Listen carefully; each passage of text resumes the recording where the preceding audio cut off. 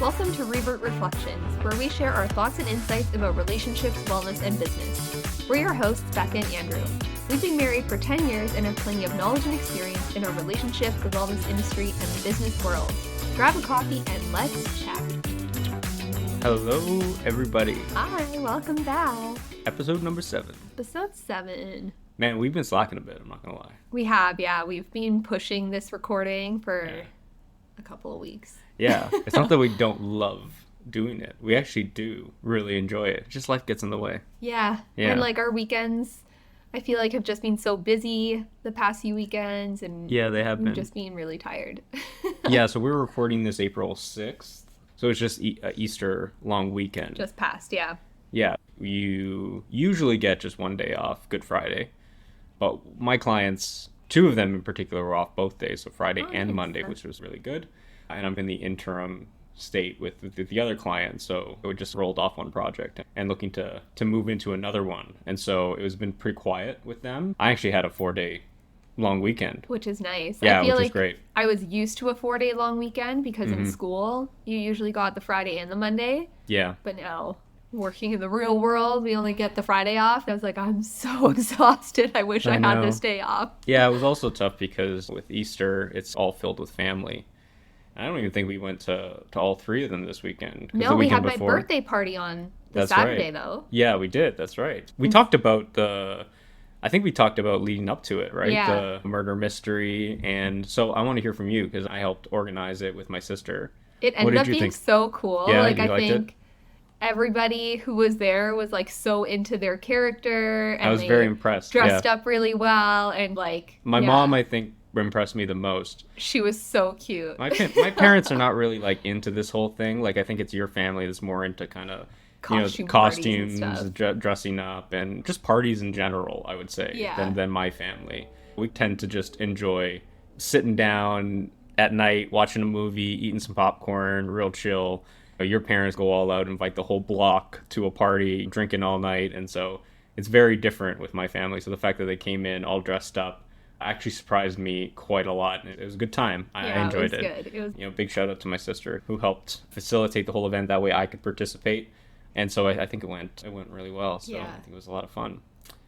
So what else happened with you this week? Well, let's see. Well, last week was a short week because of Easter. Right. And then this week was still like just as busy, especially catching up after a long weekend. Mm-hmm. I feel like I've just been feeling like so exhausted between work and then the commuting is just really bad. They've on the Gardner Expressway now, like one of the major highways in Toronto, they've shut down a lane, so it's just 2 lanes going through the city, and I feel like it impacts me even in my morning commute. You leave early. Yeah, I leave at 6:30 in the morning, but even then it's still sometimes it's pretty 30 wild, minutes, actually. Sometimes like 45. The commute, like home especially, I feel like just zaps the rest of my energy, and I get home and I'm just like literally ready for bed. Yeah. But something I need to start really cracking down on is getting ready to write my registration exam. So even though I'm working as a registered dietitian, I only have a temporary license right now.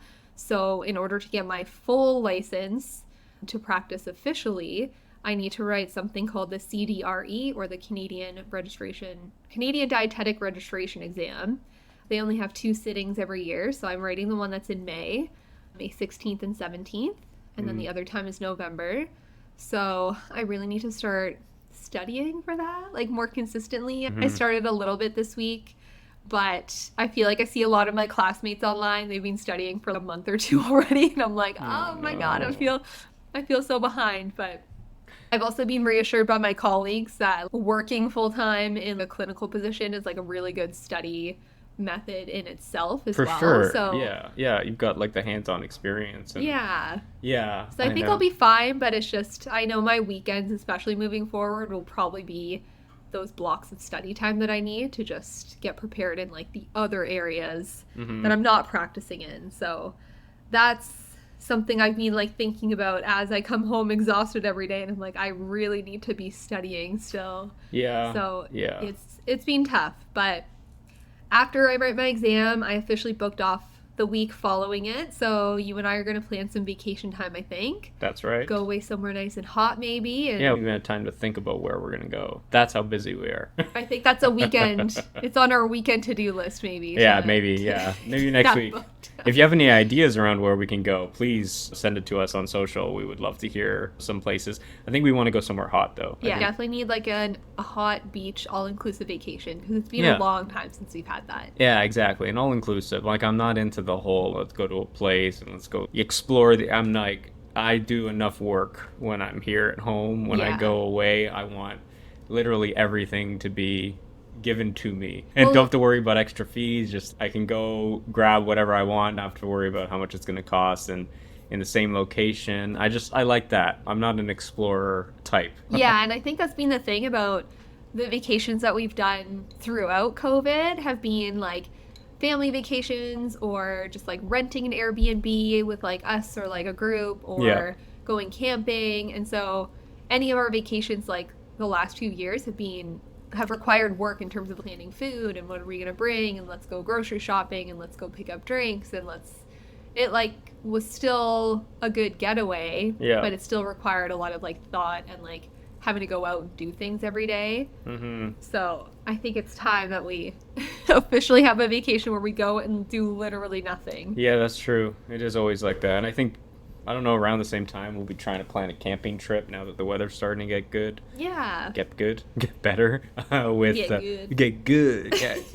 So I think that's definitely on the agenda. I've been literally itching to go camping ever since we got Luna, because that's part of the reason why I wanted to get a big dog. Being able to see her off leash, running around in the bush, I think would be really fun. Something else we did this week. Oh, yeah. So for my birthday present, my sister and my brother-in-law got us tickets to go see Six the Musical. That's in Toronto right now. So we went and did that on Wednesday after work with them. Honestly, it was so good. The musical was amazing. I had no idea what it was about, which was kind of fun going into it. I prefer that, actually. Yeah. So yeah, highly recommend. It was like a fun little activity while the weather's still like iffy. Yeah, it was like it was a concert. I would say it was like a blend of a concert and a play, leaning more towards the concert side, but there was still element of like a storyline. Yeah. It was the first of the kind I've ever seen. We're big musical, like theater buffs. It's like fun, we love, in our area we've got Stratford, which is kind of like they do like festivals and shows basically year round, and primarily with Shakespeare, but they're like kind of off Broadway type stuff, and it's really fun, and we try to go as often as we can. And so I just love it. Travel, we usually go see a show. Like when we've gone to New York, we went to see Aladdin. Stuff. When we went to Halifax, we saw Come From Away. Oh no, Come From Away was here in Toronto. Was it? Yeah, Evangeline was in. Oh, Evangeline. Yeah, which honestly was like the best play I've ever seen. Evangeline. Yeah. It was, oh my god, tears. How was your week? Yeah, no, it was a lot of fun. Yeah, it was. Well, I guess the last 2 weeks, because we didn't record last week. But yeah, it's been good. So I don't know if I said this on the podcast, I probably didn't, but every year I do this Goodreads goal. So the Goodreads app, every year I'm like, I'm going to read 12 books, 20 books. One book a month. That seems so realistic. It really does. Especially now that I'm out of school and things are starting to slow down at work. I'm like, yeah, I can like really get through a bunch, especially with being out of school, because I'm like, we'll go out on holidays more and I'll be able to go through a book. You're not studying every night, so you have time to read every night. Yeah, well, what are we in, April now? So like 3 months in, and I have a goal of 11 books, because I thought maybe that would be more achievable. One less book. So in the 3 months, I've read a grand total of 1 book. Finally finished it. It was a book by Jodi Picoult. She's the author of My Sister's Keeper, is probably a book that most people are familiar with. This book is called Wish You Were Here.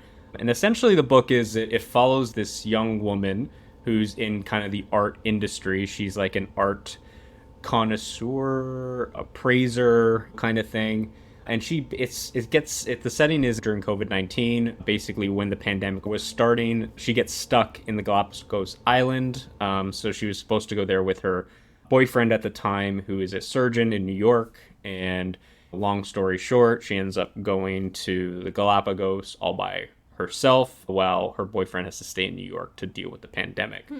And it just is this novel that goes through themes of like reevaluating one's life now that she's in a completely different setting than she is. It's really giving her that opportunity to pause in a place that she doesn't speak the language. She's not with her boyfriend. So she's like literally all by herself, completely cut off from her home and the outside world. And so it really gives her this opportunity to step back and say, what do I want to do with my life? Am I really happy? And I had heard about the book and I knew that premise of, or the setting of it. And I said, you know what, that's exactly what kind of happened with me during COVID.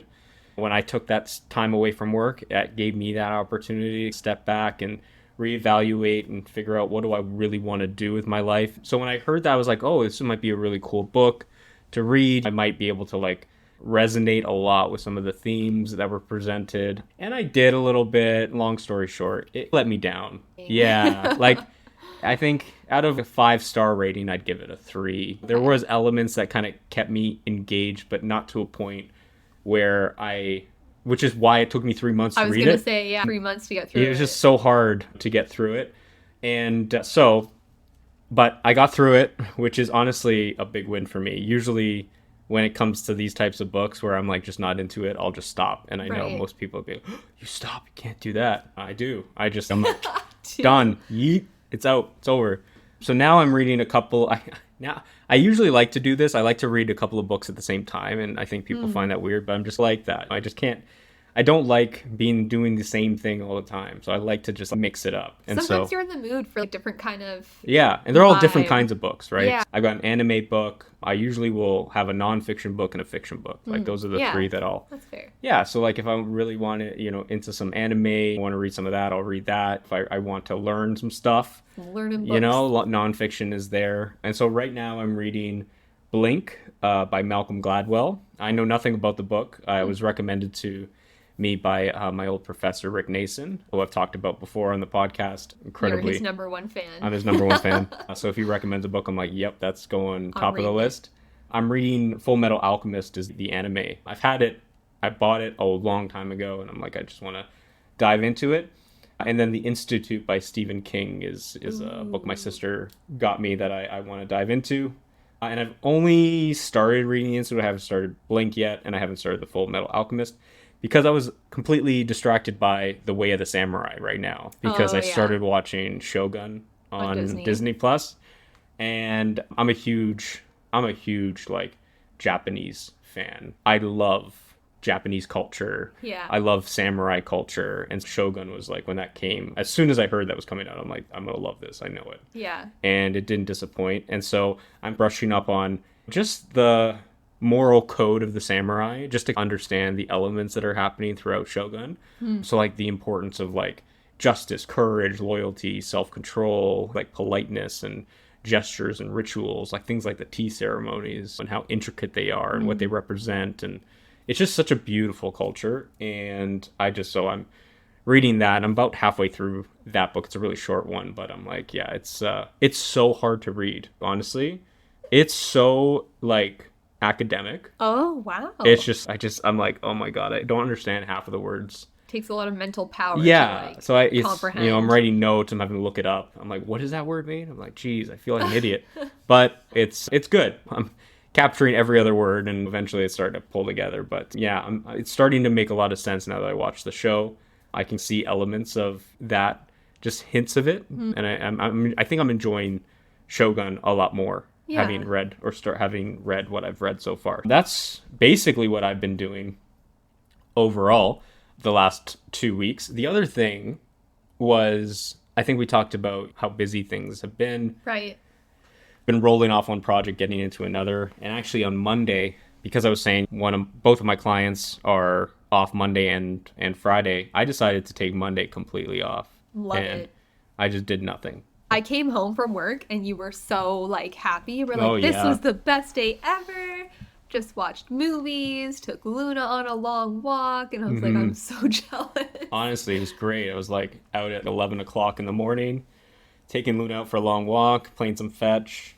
But then she came home, passed out like she is right now. Just like she is right now. Yes, we literally did the same thing this morning. And yeah, I think I read that book. So I read The Way of the Samurai for a few hours, just was like cuddle in bed with Luna and Strider and just reading for a couple of hours. And then, decided to watch, I was watching The Expendables. Right, because there's a new one that came out. Yeah, so I think you wanted to like catch up. Yeah, I love that stuff. Classic, dude. Any action movie I really like, huge, like, again, it's very similar to the Japanese like combat style movies where there's a lot of actions, a lot of hand-to-hand combat. If there are swords, I'm down 100%. It doesn't even matter. So Lord of the Rings, I'm a huge fan of. Yeah, anything. Any samurai movie. If there's a horse and someone's got a sword and riding the horse with a sword, it's game over for me. I'm loving that stuff. But I also like boxing movies, Southpaw, Creed, like all that stuff. MMA movies, all that. I'm just totally into. Expendables literally are like all those types of actors in one movie. It's literally, this is like the all-star game of movies for me. So I loved it. So I think I'd watched the third one, but it's been a while. And I just watched the first and second one recently, so watched the third, and then by the time you ended up getting home, I'm like, do you mind if we watch the fourth? And so we did watch the fourth. Being so tired, I was like, whatever. The fourth. The fourth. Oh man, I really didn't like that one. Oh shoot. I really didn't like that one. Spoiler alert, so in case you haven't watched it, they're like, I don't give a shit about it. The Sylvester Stallone is like MIA for the entire movie. True, yeah. And I'm like, what the hell? And then Jason Statham's character is like ostracized, by the team, and I'm like, what the heck? These are the two best characters. What are you doing, right? Yeah. You know you got Randy Couture, but still, this is number one. 50 Cent made an appearance. It was just, there's so much, and I'm like, oh, come on, guys. So that was unfortunate. So I guess I'll have to wait for the fifth one.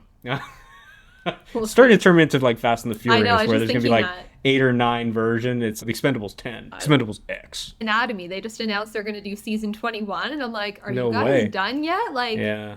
I'm a huge Grey's fan, but I stopped watching in the middle for a while, and then I picked it back up again through COVID, and then I don't think I've watched it for a year or two again because I'm just like, it's gotten to be like, what's going on? Yeah. Well, as usual, we spent a good chunk of time talking about the week and not the actual topic of today's conversation. So why don't you tell us what we're going to be talking about today? Yeah, so this week we're going to be talking about veganism and plant-based nutrition, just our individual stories about how we got to where we are today, why we made the choices that we made. I'd like to preface the conversation, of course, by letting everyone know, like, these are just our personal opinions, and especially as a dietitian, in no way am I promoting a vegan diet to everyone, especially if you have like health considerations to take into account. I know it can be dangerous sometimes to voice my opinion about diet things because as someone who's like a nutrition expert, I think it's easy for people to think, oh, well, she's a dietitian, she's vegan, so maybe that's what I should do too. But nutrition's very, very individual, and I 100% know that veganism isn't for everybody. So please speak to a dietitian first before you make any drastic changes. But yeah, let's get into it. Yeah, good idea. Good idea. All right, so did you want to start with talking about what veganism is, just in case like a brief overview? People don't know. I feel like most people will know. Maybe let's just do that. Sometimes it gets confused, I think, between vegetarian or all kinds of other diets are out there. Yeah, so... is it a cult? It might be. Who knows? Maybe on the next some episode. People think it is. Yeah. We can assess cults versus not cults. It might be, right? Yeah. The way I think about veganism is that it's more of a social justice movement and like a lifestyle for people who are just essentially rejecting the misuse or the exploitation and abuse of animals. So being vegan means that you're avoiding any and all animal products, whether that's in your food, your cosmetics, your household products, your clothes, etc. Being vegan means demonstrating to others that we don't need to be using animals for our own needs and wants, when, especially nowadays, we have so many more options than ever, so we can avoid it. I think it's just about challenging like the status quo, and for me, I've always been vegan first and foremost for the animals, so that's why I accept that kind of definition of it. I think I also see a lot of documentaries and stuff about veganism online, and I always like to take those with a grain of salt because they do tend to be very biased, especially as a dietitian who like really takes into consideration like the actual evidence-based information that we have. And a lot of those documentaries are like, everybody should be vegan. It's good for everybody. And I'm like, not necessarily. And I think we've heard this a lot, this idea of veganism versus plant-based.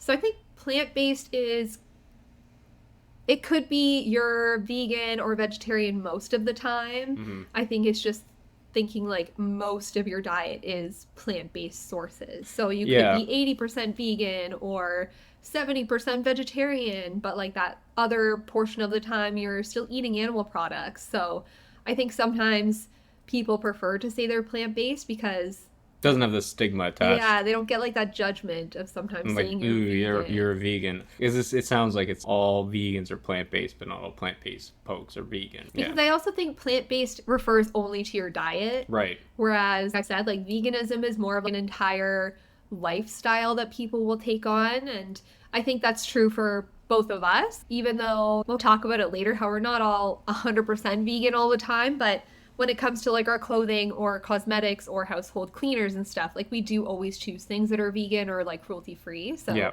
I think we can still consider ourselves vegan for the most part. I also like to just point out with being vegan that there's definitely benefits that can be seen with your overall health, because obviously you're incorporating more plant foods, plant power into your diet.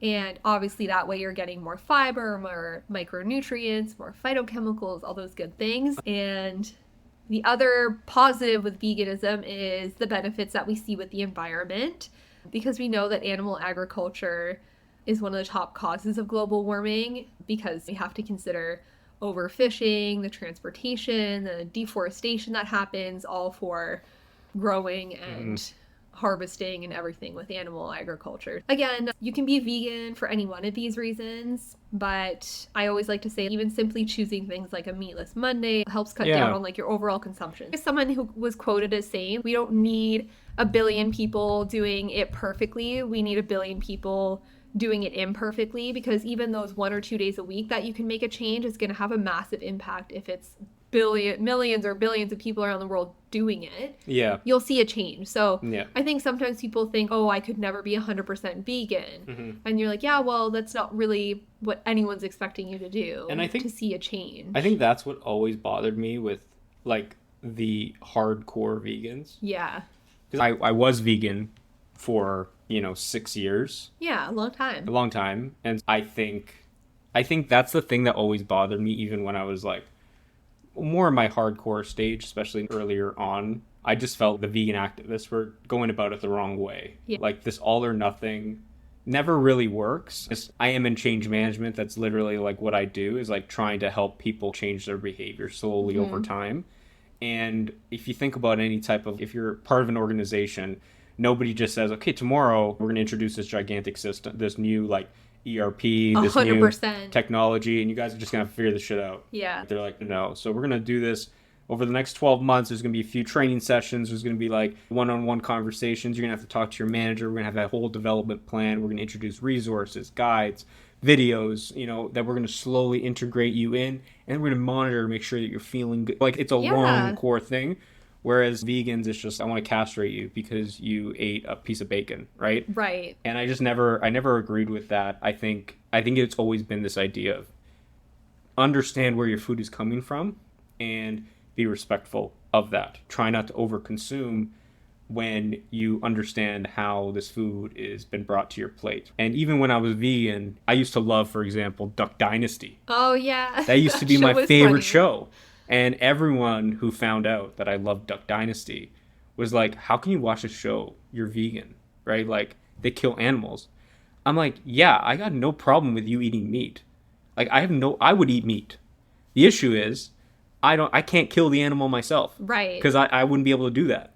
Because I'm not able to do that, I feel like I'm not privileged enough to eat it. Yeah. I'm not going to go and grab it from the grocery store that has no resemblance to an actual animal itself and just pick it up and cook it and eat it. Just be blind to like how it got there, and just take advantage of it and eat meat like multiple times every single day. Right. And that was the thing with Duck Dynasty. I think they did it. They'll kill a whole bunch of different animals, but they use every single part of it. Yeah. And nothing wrong with whether that. it's eating it or for clothes or whatever. Yeah.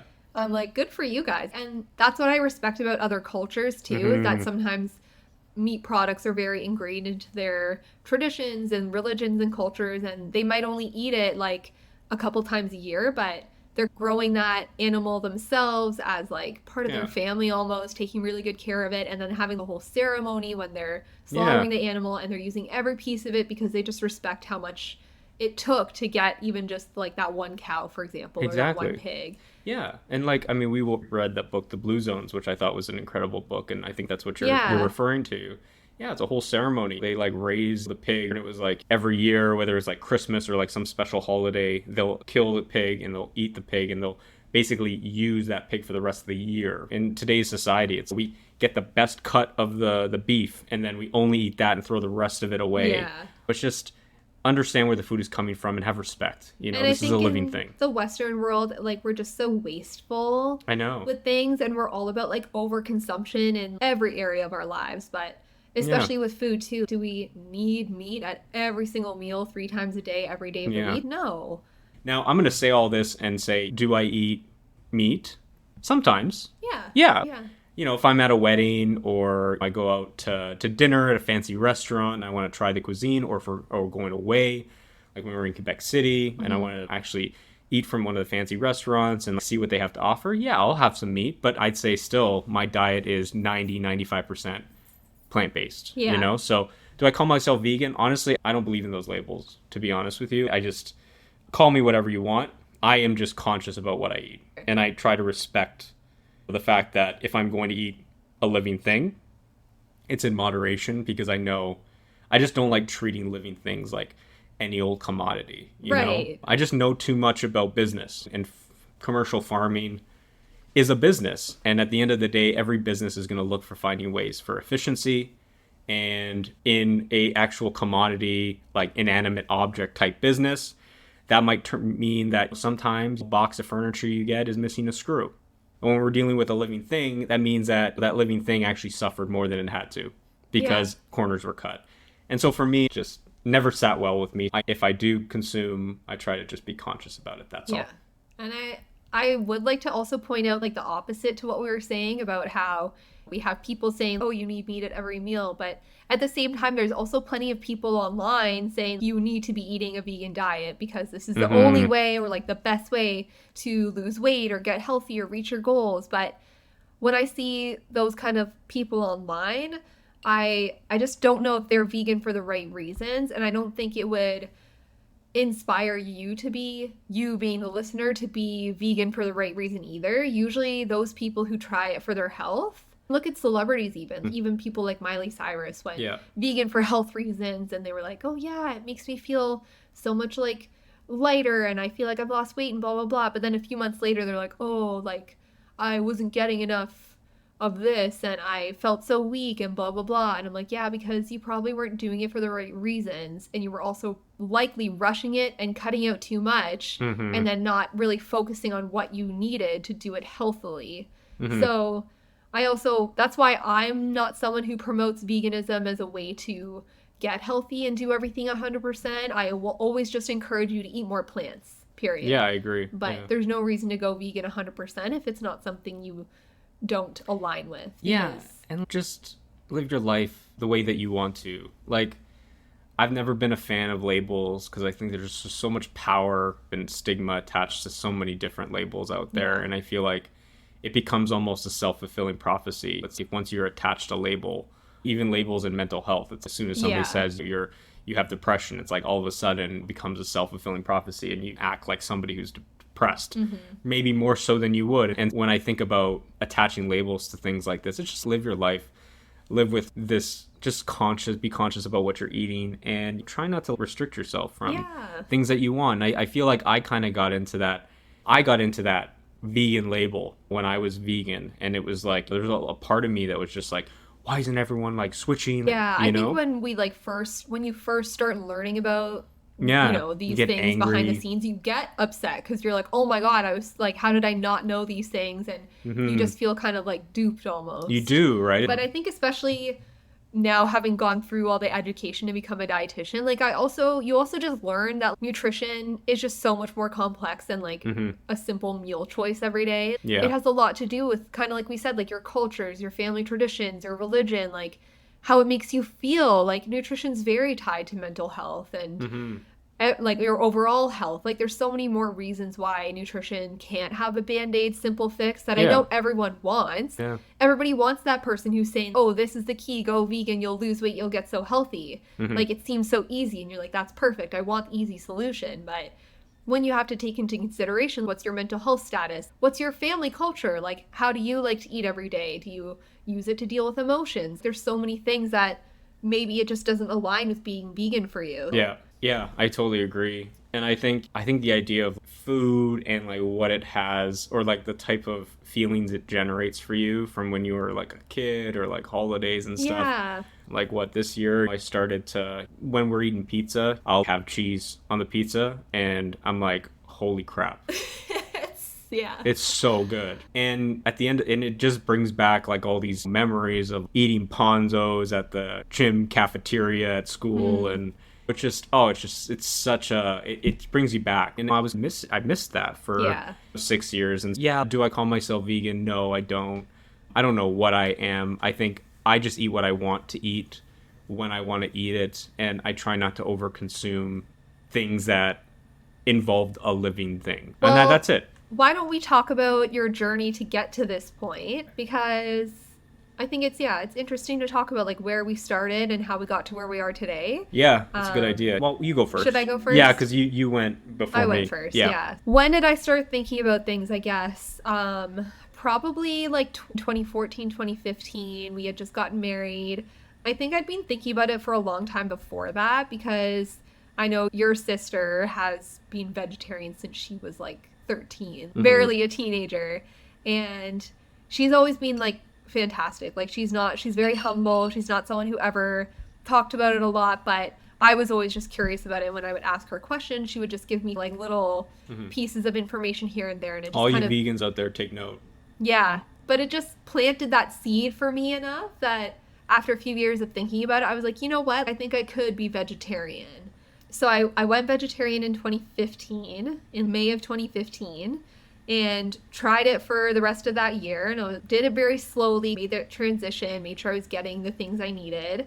And your sister, I think, had gone vegan that year. And I feel like I'm just someone who likes to observe and watch what happens with other people too. And so even throughout that year, I was seeing what she was eating and how things were working for her. And so by the new year in 2016, I decided to go vegan as well. And one of the main reasons for me for making that full transition was like, I hate eggs. Like I've never been an egg person.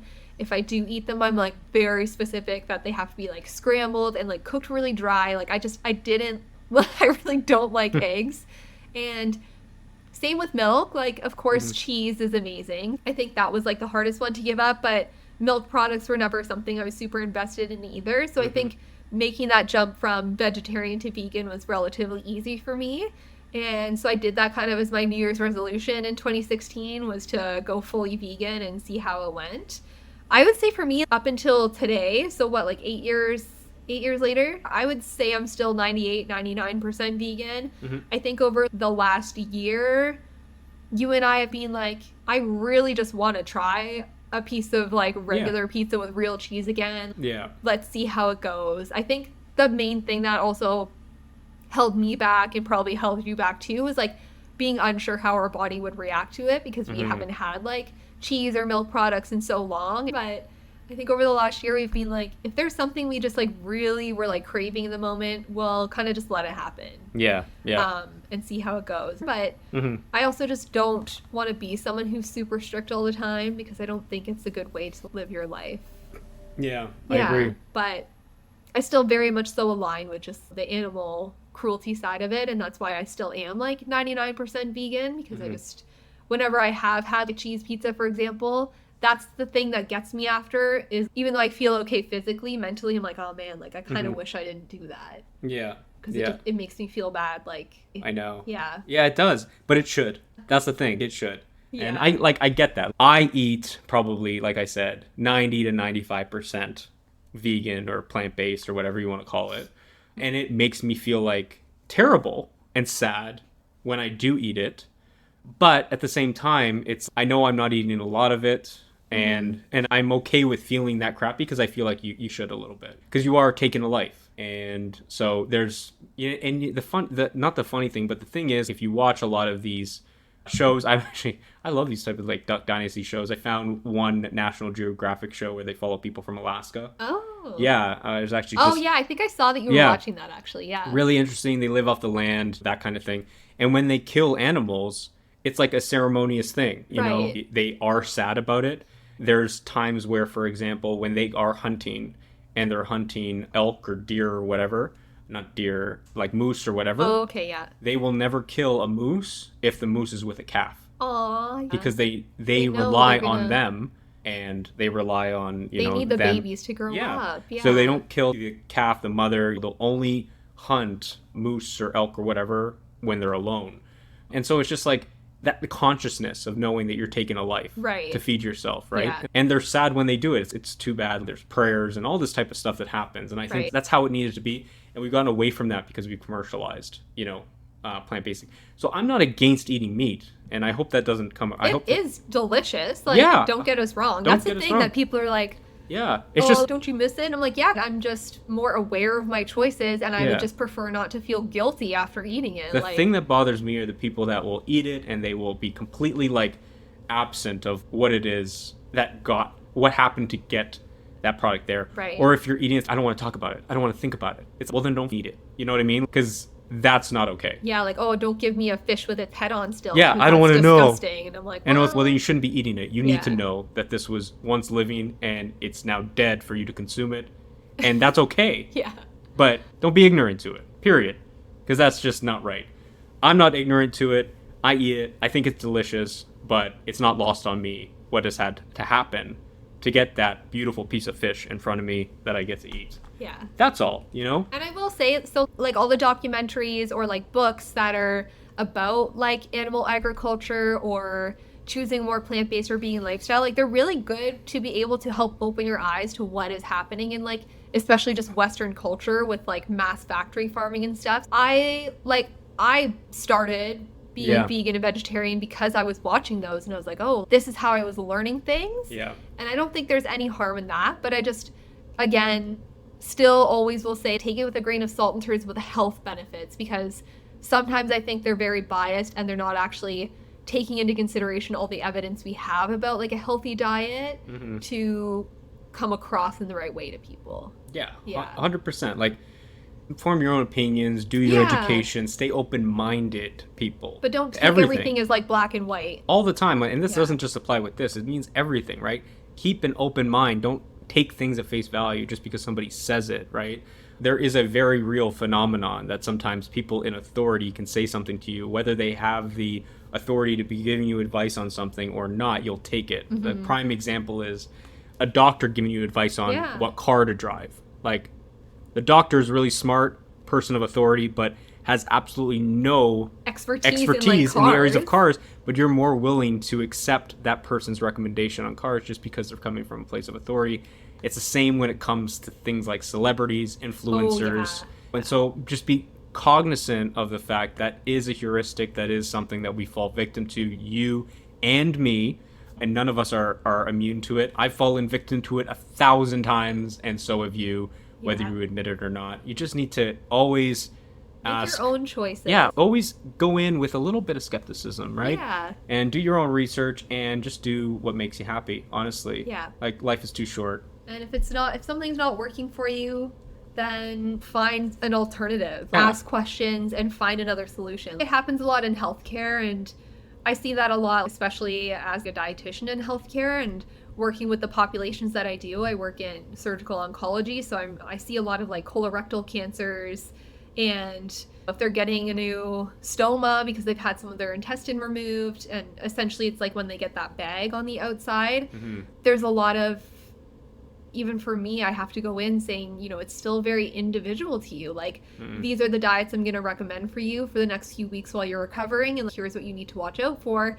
But at the same time, if you eat these things and you're finding that it works for you, then great, but it doesn't work for everybody. Yeah. And if you eat this thing that supposedly works for most people, but it doesn't work for you, like, then it might be something you have to avoid moving forward. So It's the thing that people get very wrong about nutrition is just forgetting about how individual it is. Finding an easy Band-Aid solution for everyone, of course, is the ideal, but especially if you've got health considerations to think about, it gets very complicated and tricky. So you have to work with like what works for you. And you have to really be aware of it. And I tell a lot of my patients that all the time is like, you know your body the best.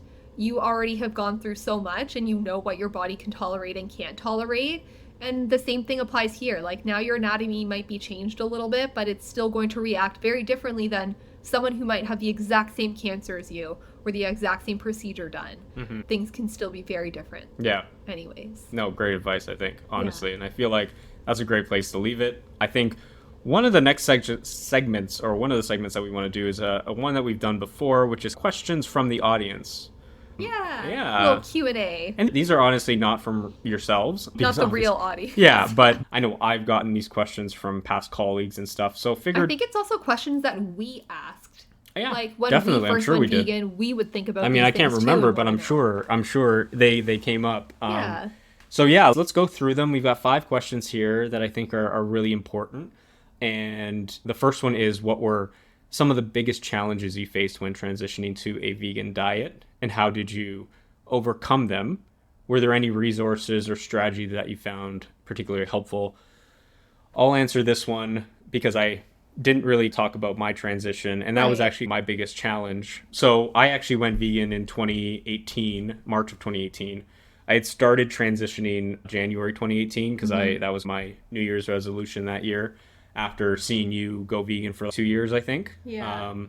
I was already cutting out dairy, so I wouldn't say I was lactose intolerant, but I definitely was. I had an intolerance to like lactose, right? Lactose sensitive. I was lactose sensitive for sure. And it was very uncomfortable every time I ate dairy. So I had cut that out pretty much. So I was very rarely eating any of that. At that point in January, I was already not eating dairy. And I wasn't really a big meat eater anyway. Like I was never a steak guy. So I think the only thing I really ate was burgers. Like those were like, that was like every Friday. Like my routine was like, we'd go out to dinner with your family at the time, remember, every Friday night. And you're always a burger guy. I'd always have a burger. So my transition, I think that was the biggest challenge for me, was transitioning between that period, because my stomach was doing somersaults like crazy. I had like bouts of constipation, like really irritable stomach. I felt really like upset. I think my body was not used to the amount of fiber that a vegan diet has. And that's the other thing too that I think people don't consider, and why I always say to do things slowly, because if you're not used to eating that much fiber and suddenly you're relying more on like beans and fermented like tempeh for like protein, and you're adding in more vegetables and grains, like having that much fiber all of a sudden at once, like can, like you said, like really upset your stomach and your digestion, and it's not a good time. And I think you don't want to do that. Yeah, I think looking back, I think I transitioned too fast. It was only like a 3-month period. And in that time, I think I had basically cut out all meat, and the only thing I was eating was fish. So that was the biggest challenge for me, really. How did I overcome them? Honestly, I just pushed through it, and that was a really, it was tough. But once I got through the 4 to 6 months after that, so probably in the July-ish time frame, I was starting to feel a lot better, and you would not believe the poops. They were amazing, and they still have been great. Now you're nice and regular. It's pretty amazing, honestly. Yeah. So that was my biggest challenge. How about you? I think my biggest challenge was like the mental hurdle of trying to understand how to plan your meals now, because I think like you're always taught like a vegetable and a grain or like a starch, and then what's your meat going to be? That's the most important part of the meal. Are you going to have are we going to have chicken tonight? Are you going to have steak? Are you going to do this, that? And like all the other pieces are literally sides. But like the main star of your plate was always like the animal protein.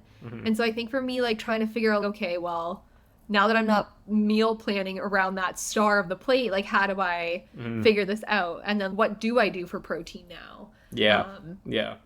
That's a good point, because I think just cooking in general, like I love cooking. Yeah. And is basically like things like pasta. I think I had perfected like my sauce, and it was a nice bolognese with like meat, and the flavor from the meat was like a perfect combination with the tomato sauce that I kind of had gotten really perfect. And for a long time, years, I I never really figured out how to do it. And I also liked a nice rosé tomato sauce. Yeah. So I use like a little bit of heavy cream or something like that to make the tomato sauce a little bit less acidic. And so trying to find like ways to recreate. You have to start getting really creative. And I think that's another kind of question that I don't know if we have in here, is just people thinking that like vegan diets are like boring because you're like, oh, you just eat vegetables. It seems so boring, blah, blah, blah. But like I always challenge that because we have never had to be more creative in our cooking than we are now. And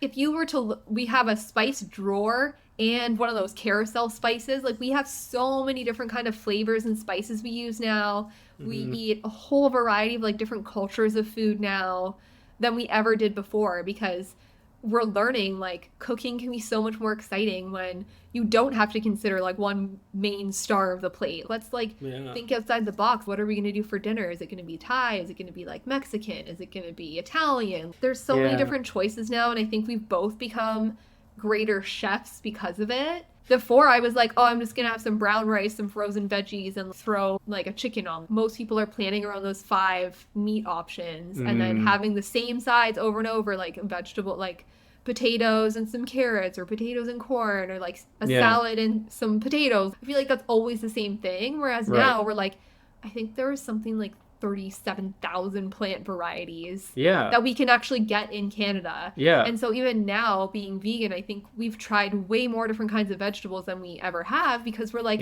just trying to keep things interesting. The versatility of a mushroom, like you guys don't even know.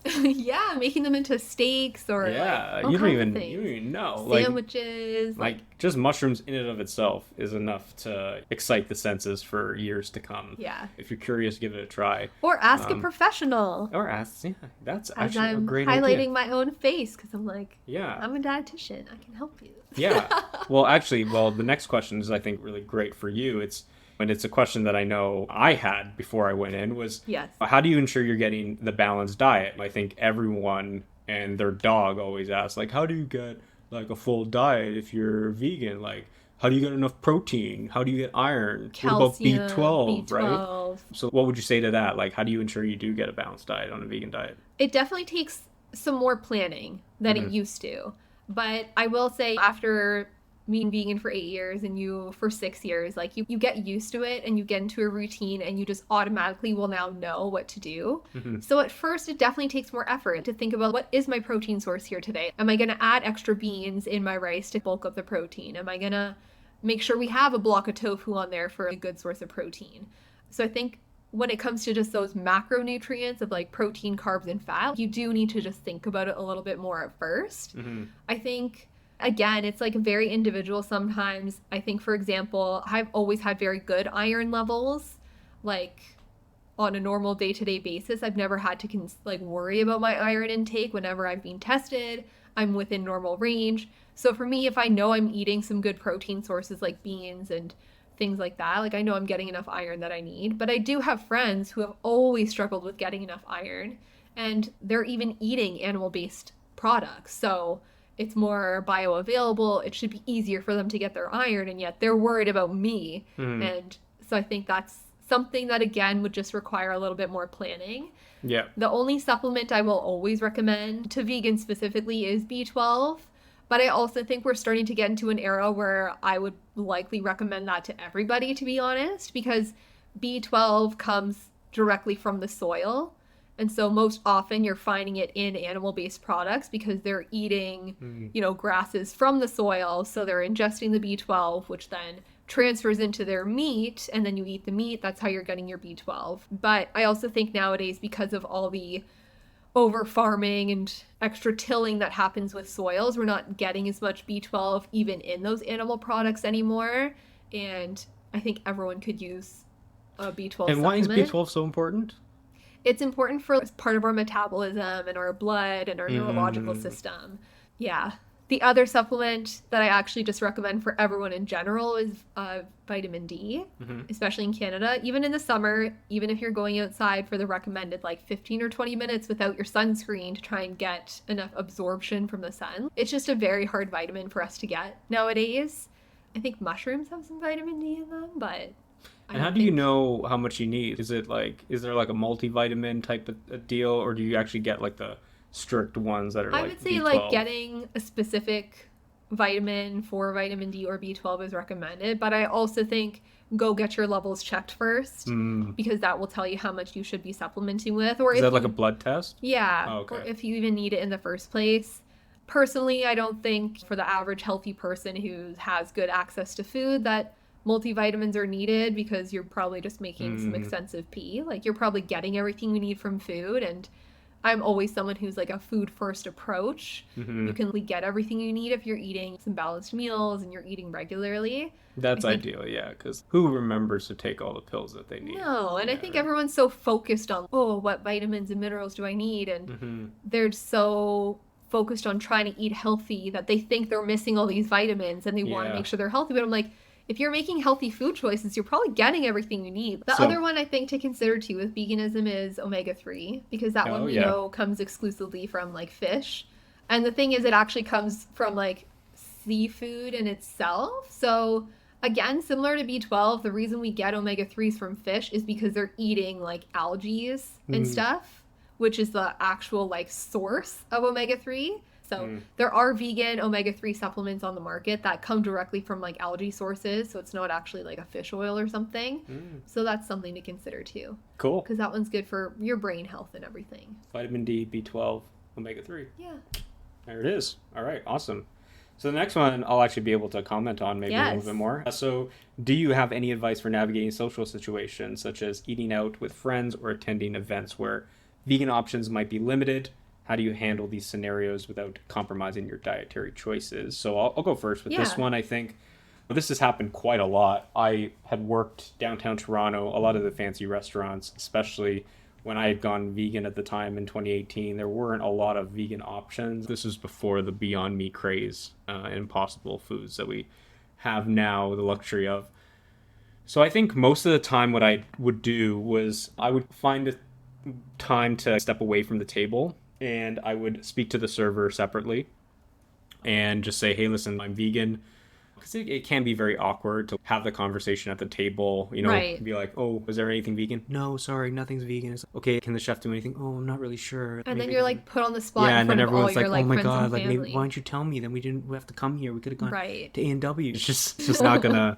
So just take them aside. That way they can actually go to the chef, ask the chef, and then come prepared with an answer for you when it's time to go around the table and ask for what you want to eat. And at least then too, like if you have that little bit of information from the server, you can go back to the table, look through the menu yourself to say, okay, if there is no option, like what can I at least choose that's like a vegetarian option or something like that. Yeah, and in the off chance that you are going to a place that literally has no options. So sometimes even if I knew where I was going ahead of time, I'll call them to see what I can eat. Some of the times the menu will be online, so you can actually take a look. Yeah, if you look online and you can tell, then yeah, great. Sometimes if it's like fancy like Italian place, and you can't understand what is the actual stuff on the menu, then you might need to call ahead of time or just step aside before the order is done. Those always worked really well for me. I've never really had an experience where there were no options available for me. There was always an option. Yeah.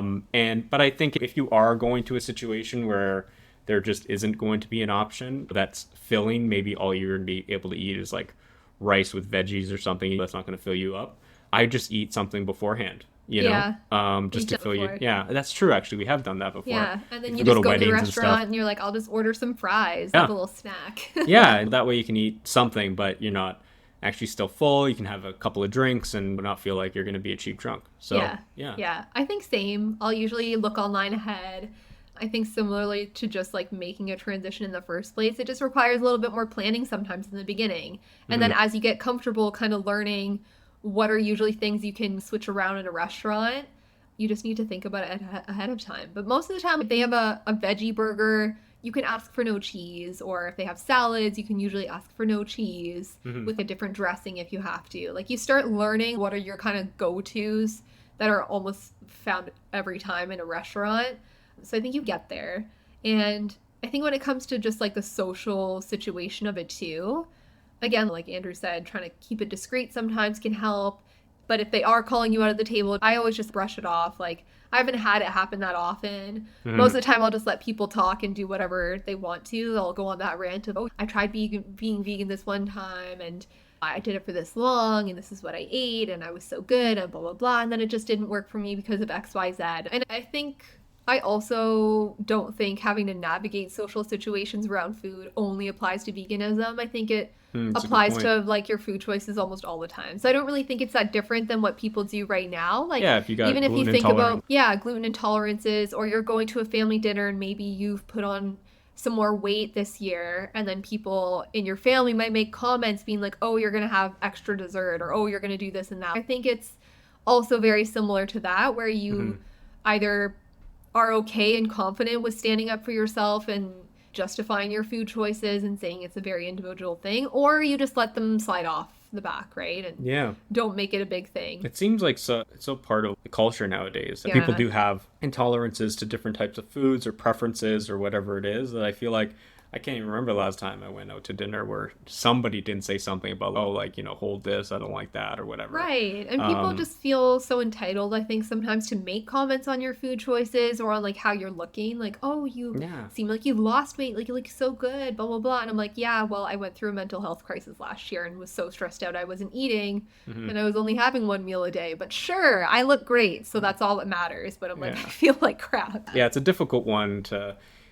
I this question we added in, but I felt like awkward having it because it's just you don't feel like you should have to navigate this stuff. Like, this stuff it's your choice to do whatever you want. You know what I mean? Like, the fact that you have to, you know, go through this extra effort is kind of, it's like annoying, like a waste of time. You know, people are just curious, to be fair. Like, a lot of the time they're genuinely just wanting to know, like, how things are going and how you're doing it, because sometimes maybe they've been thinking about it too in the back of their mind. Yeah, just if you have to, there are definitely a bunch of ways that you can do it, but by no means should you ever say, I'm not going to go because I don't think they're going to have vegan options. Don't have that be like a reason why you don't do something. And I think it's a lot easier nowadays than it was. They usually always have at least a vegetarian option, and you can usually almost always ask for no cheese and stuff, because there's definitely lactose intolerance and things like that out there. So the other thing was around veganism and the cost and the availability of vegan products. How do you manage, or how would you recommend people managing this if they feel like, if I want to be more plant-based, but the plant-based options are more expensive or not as available where I live? Like, how would you advise them in those areas? I think I've written a blog post on this before, actually, and it's funny because, yes, if you're comparing, like, your regular animal-based diet to, like, vegan convenience food diets, like, veganism can definitely be more expensive. It is more expensive to buy oat milk or soy milk because it's just more expensive to produce and to get into stores.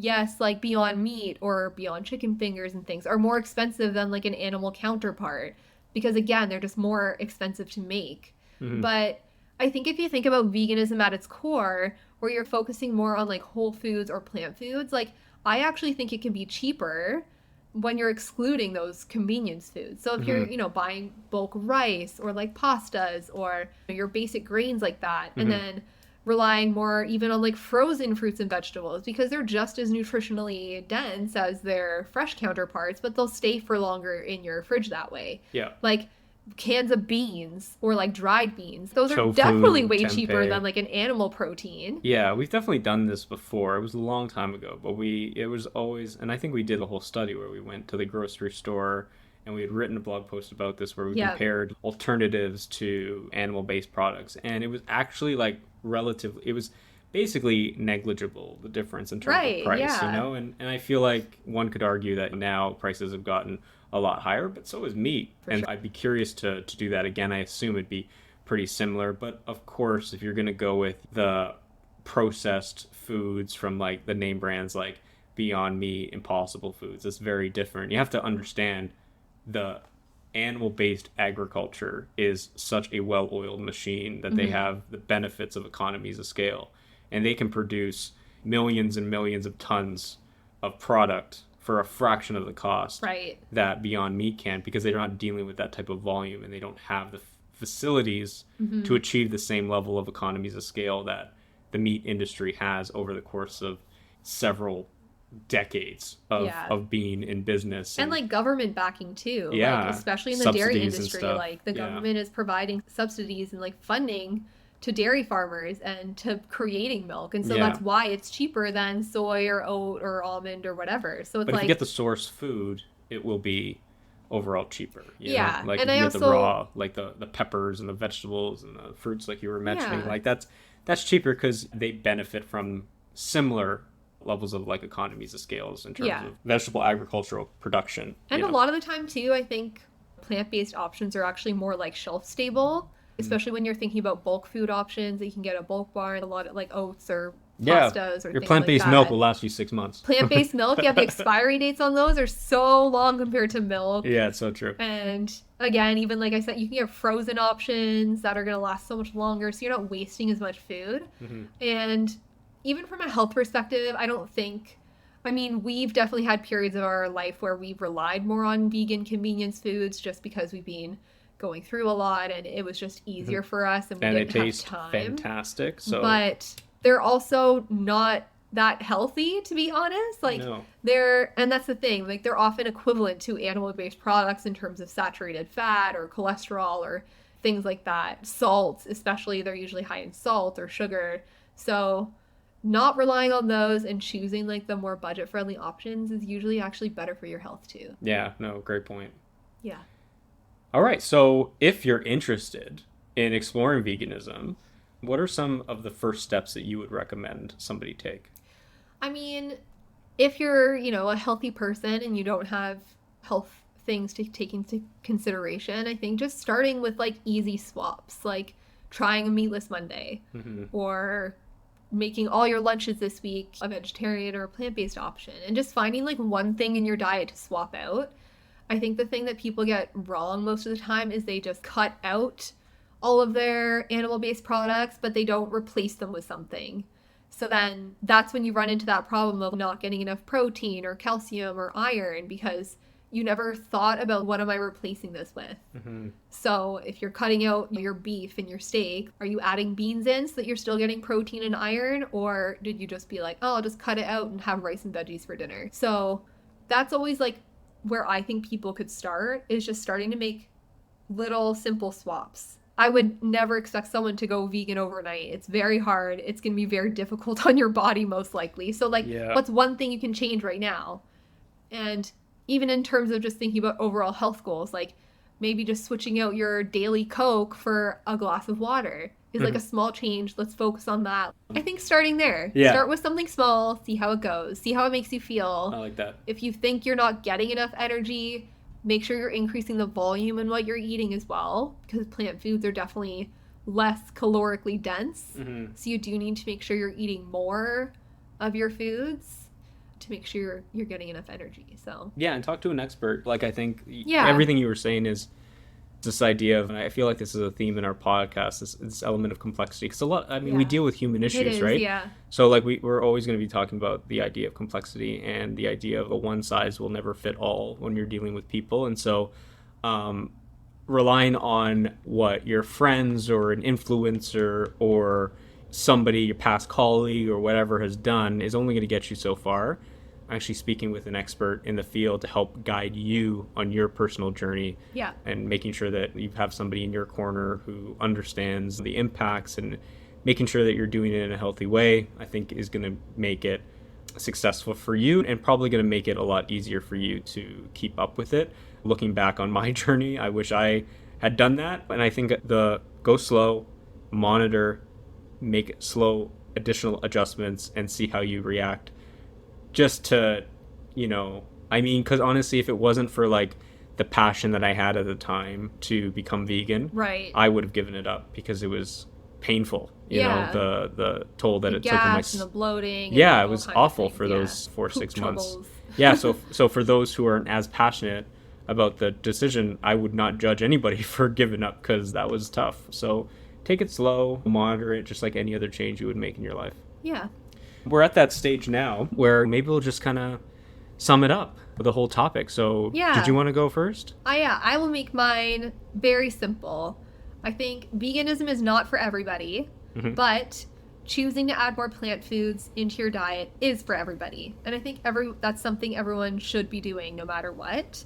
I also think that limiting your intake of like red meat or processed foods is also something that is for everybody. We know for a fact that red meats and processed foods are bad for your health and can increase your risk of certain cancers. So limiting those is always going to be a good choice for your health. Mm-hmm. And at the end of the day, if you're not sure about things, talk to a dietitian or talk to an expert who's actually going to have your back and be able to understand your individual needs to help you make the best choices for your health so you don't suffer. Yeah, I agree with all that. The only thing that I will add, just as just a running theme from what I've been saying the whole time, is just be conscious about what you're eating. That's it. Good one. At the end of the day, there's a lot that went into having that food in front of you, and just understand what went into it. Be grateful. There's nothing wrong in whatever choice that you make around your nutrition for whatever reason you're making it. But the one thing that I think is inexcusable is not having compassion for what has gone into getting that piece of meat, fish, or what have you in front of you.